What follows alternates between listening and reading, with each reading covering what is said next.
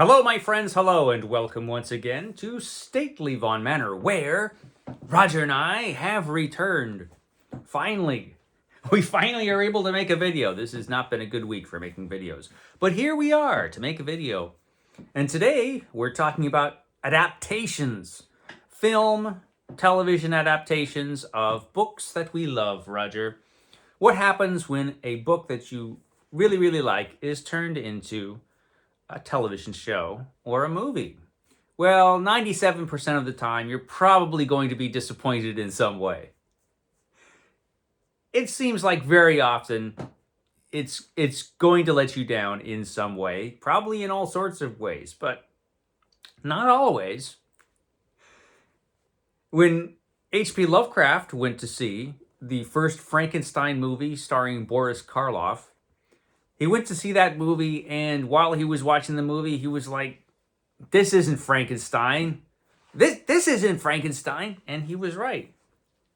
It was a version of Frankenstein. It had elements from the novel, but it was really a very different thing.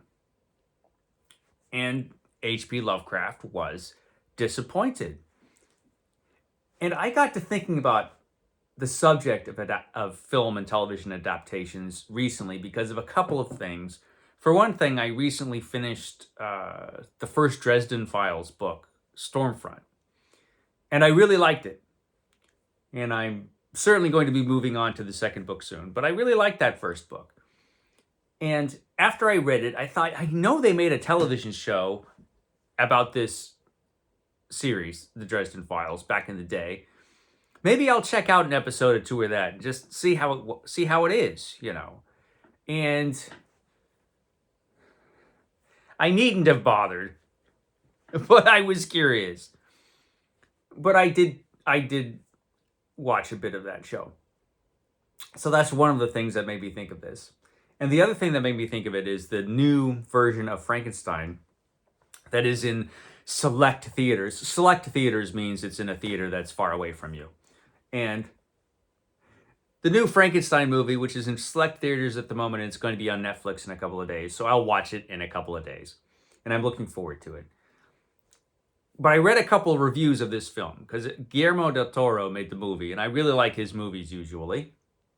And I figured I know he loves the book Frankenstein, so I figured if anybody could make this movie right and adapt the story from the book correctly, it's probably this guy. So we're probably finally going to get, after a million Frankenstein movies, we're probably going to get a version of the film that closely follows the book. Cool. I look forward to that. I want to see that. And so I read a couple of reviews because, you know, I know how the book ends. I don't have to worry about spoilers. So I read a couple of reviews of the movie, and it turns out, well, they change all kinds of things in this movie. Like Frankenstein's brother, who's a little kid in the book, is suddenly a grown man, and Elizabeth, Victor Frankenstein's fiance, is now actually the fiance of Victor Frankenstein's brother, who's now an adult, and that's been changed. Suddenly, Frankenstein's dad is a dick, so that's been changed. The character of Elizabeth apparently has been changed quite a bit. There are a lot of things in the movie, apparently. Like, I guess the last third of the book, it sounds like, isn't even in it. Henry Clerval, Victor's best friend, isn't in the movie. There are a lot of changes, apparently, that Del Toro did in making the film. I guess he wanted... Well, he's making his version of Frankenstein. He's not making Mary Shelley's version of Frankenstein. So it might follow the book in some ways, but again, it's another version of Frankenstein that's different. And, you know, we should have expected that, Roger, because it's always like that. The thing is that sometimes that is good. Sometimes it's good. Usually it's not, but sometimes. But Roger and I, we are no longer excited about, we're no longer excited about adaptations of our favorite books because it's just going to be a different thing.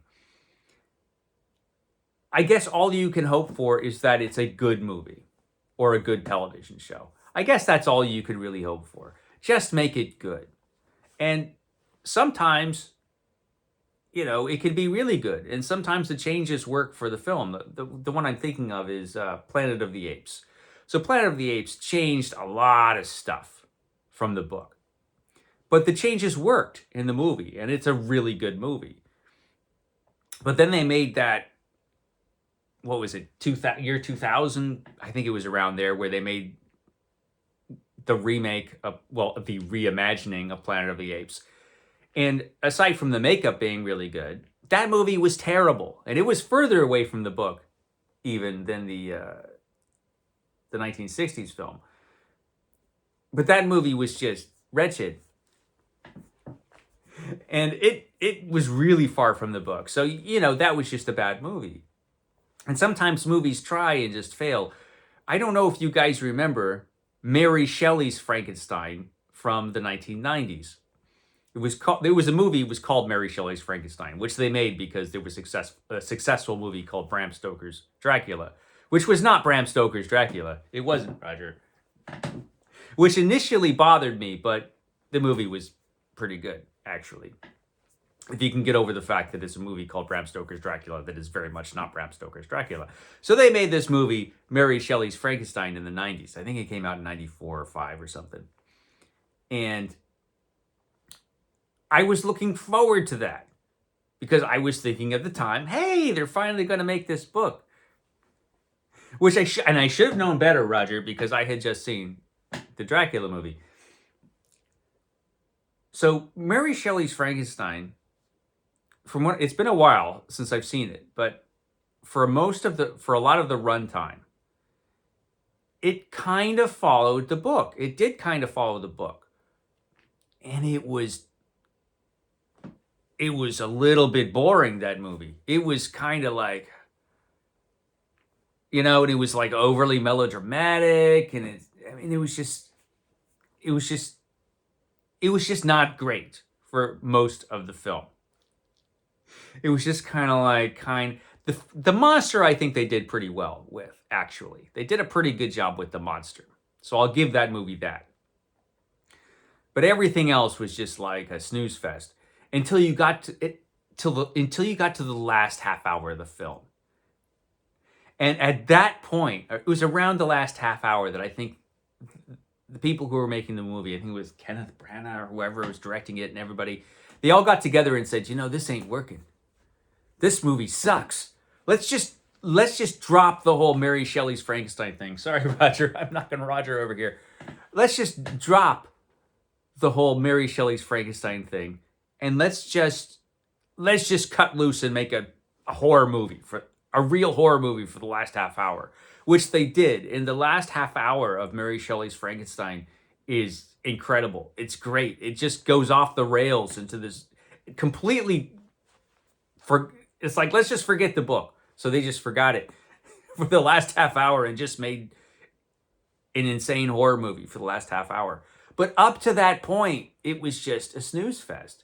So as long as they were trying to follow the book, it was not great. But as soon as they said, screw it, and cut loose and did their own thing, it was really good. So you never know. I fully expect this Frankenstein movie, the Del Toro Frankenstein movie, I'm sure is fantastic. It's probably really, really good because he tends to make really, really good movies. And that's really what you can expect. But still, you can't help but be disappointed when things diverge, which is how I felt with the Dresden Files television show when I watched it. Now, it was made by the Sci-Fi Channel, I think. Sci-Fi Channel, which should have been a red flag. But, they made Battlestar Galactica, and that was pretty darn good. But this looked like it was made with maybe $4.75. I think that was their total budget for the television show. And it was just... First of all, Dresden was the first Stormfront book, which, like I said, it's the only Dresden Files book I read is the first one. which I hear is not the best book, but I really liked it. So, I don't know the entire Dresden lore, right? But going into the television show, which I guess was made in 2007 or 2008, something like that, everything was just so dull and cheap looking, and there was no imagination in the actual filming of the show. It just seemed like it was just such like a bland, typical television show from 2007 or 8. And it was just, first of all, Dresden wasn't Dresden. Okay, it's played by this guy Blackthorne, who I can't remember his first name. Paul Blackthorne. I don't know. He is tall, so they got a tall guy to play it. I guess that. Otherwise, he is not Dresden at all. He's a decent enough actor. He's grumpy. He's grumpy detective from Arrow. He was the grumpy detective from Arrow, and he was a really good grumpy detective on Arrow. But he's not a good Dresden. He just doesn't feel like Dresden, really. And he doesn't dress like Dresden, doesn't really look like Dresden, except for he's tall. And that goes for everything else. It's like, it's an alternate reality Dresden where it just looks like a cheap, boring television show, which is not well written. And Bob they couldn't even afford to have Bob be in the skull, really. They just keep Bob out of the skull. He's just a ghost. Bob's just a ghost. He's just a dude, And I guess they said, well, we can't have Dresden talking to his skull. That would be weird. Let's just make him a guy who's hanging out, and we could have a scene where they figure stuff out, and it'll be like Buffy. It'll be like Buffy, guys. It'll be great, only, without Buffy's budget. And so it's like they have like 3 sets. It's like, well, let's film another scene in the diner because we have it all day. So let's just make another scene in the same diner because it's the only place Dresden goes to eat, I guess. And we can't afford a VW Beetle, so we'll just give Dresden some stupid Jeep. And true, I've only read the first book. Maybe the Blue Beetle doesn't last. Maybe he replaces it with a cheap-ass Jeep. I don't know. But that just seemed wrong. There were a lot of things that seemed wrong. But the main thing that was wrong with the Dresden Files, aside from, to me, it just didn't capture anything from the book correctly. The main thing that was bad, and I don't want to knock the actors, because the actors seem to be trying for the most part, but it was just a crap show. I think that's the bad thing about the Dresden Files television show more than anything else. It's just a crap show. If they managed to make it a good show that was engaging and well written and had some imagination in the direction and didn't just make everything look dull, I guess they spent all of the money on the special effects, which were not much to speak of. But it's just a boring, stupid, dull show. And that's not what we want for a Dresden Files show, because that was an awesome book series. But it's always different, First Conan movie, decent movie. That character was not Conan. He wasn't Conan at all. He was some other character. He was more like Kull than Conan, and that they put more. But he wasn't even that. He was not Conan, and I just expect that now. I actually, for books I really love or characters I really love, I almost hope they don't make a film adaptation of it. I hope they just leave it alone. I don't want to see what they do. Sometimes they get it right. Sherlock Holmes, there's been a couple times where they've got Sherlock Holmes right. A couple times. But then even there, 95% of the time they get it wrong. I'm just used to it. I guess all you can ask is that they make a decent movie. That's all you can ask, Roger. An entertaining, decent movie. And when you go to see it or you sit down to watch it, just don't expect it to be anything like the book that you love, because it won't. They'll change all the stuff you don't want them to change. They'll change stuff where they have no reason to change it, it seems.